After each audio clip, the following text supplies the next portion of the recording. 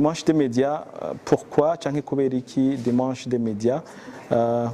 Navuze nti ni bimwe mu bikorwa dusanzwe turangura bifatanye hambavu yuko twigisha abamenyeshamakuru bava mu bihugu bitandukanye umwuga wabo, tukabereka mbega bokora inkuru z'akanovera gute, mbega bofata ama image y'akanovera gute, mbega bofata amafoto y'akanovera gute. Twaciye dushiraho n'uwo munsi kugira ngo bikunde, hambavu yo kubigisha dushiraho n'umunsi wo gusenga, dusengera ibimenyeshamakuru.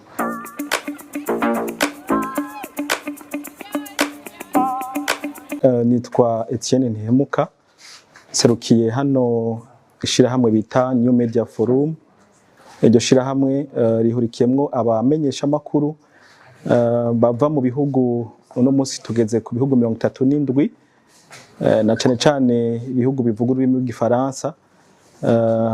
Nishirahamwe ryatanguye mu mwaka wa 2021, aho ryatanguriye muri Benin, ubu rifise icicaro muri Cameroon.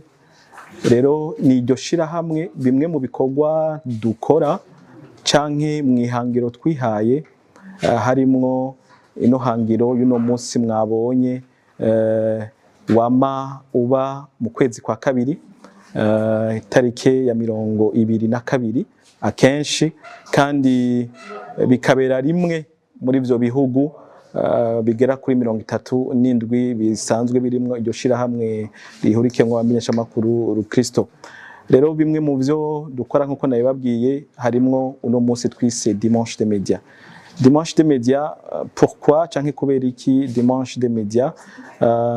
Navuze nti ni bimwe mu bikorwa dusanzwe turangura bifatanye hambavu yuko twigisha abamenyeshamakuru bava mu bihugu bitandukanye umwuga wabo, tukabereka mbega bokora inkuru z'akanovera gute, mbega bofata ama image y'akanovera gute, mbega bofata amafoto y'akanovera gute.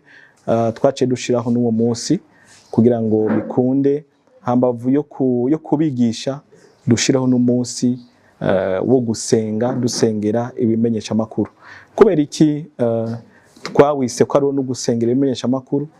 Kubera ko mu bimenyeshamakuru muri rusangi ni ikintu gikomeye cyane, iyo abantu bariko baracishaho amajwi mu maradiyo canke mu mateleviziyo canke mu vyandikwa, birahindura isi, birahindura mu buryo bugaragara abantu baba bariko baravyumviriza canke bariko barabisoma. Mu yandi majambo muri mu Gifaransa ibimenyeshamakuru bavyita quatrième pouvoir.